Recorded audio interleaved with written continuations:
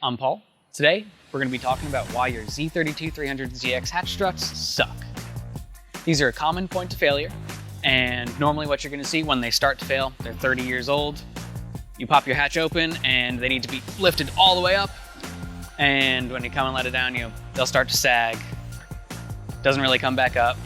And then in extreme cases, you'll be leaning over trying to get your grocery shopping in your grocery getter, of course, change an entire light bulb, and it'll come down, crashing down on your back. So how do we fix this? Here at Z1 Motorsports, we came out with our line of hatch struts for the Z32. We have two options, high pressure and ultra high pressure, and fitments for the 2-seater and 4-seaters. For our pressure options, high pressure and ultra high pressures are going to be more for your NA cars without a spoiler, or your cars with lighter spoilers. They're going to have a slightly higher than stock closing force. And then we have our ultra high pressures. That's good for something with a pedestal type spoiler, heavier. It's not going to fall down with that big spoiler in the wind, but they will require a little bit more closing force to get them down. Another awesome feature of these is the super easy install.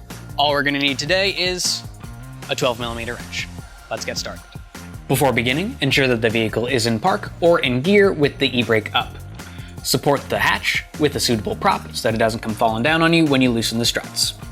Loosen the ball studs with your 12mm wrench, ensuring that you do not scratch the interior panels. Let's start at the top. And now, loosen the bottom ball stud, again making sure that you do not scratch your interior panels.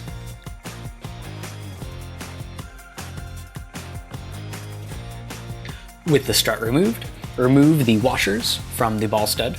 The order will go from chassis to ball stud, plastic washer, flat washer, and lock washer.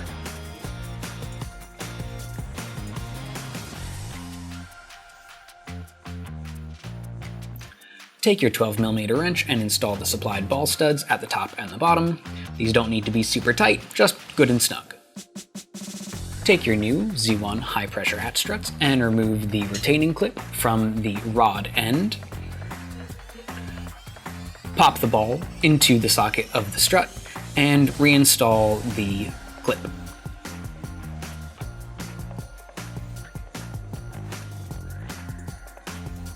Repeat these steps for the top. Remove the clip. You may need to raise or lower the hatch just slightly in order to get the ball to line up with the strut. Once the ball is in the socket of the strut, reinstall the circlip.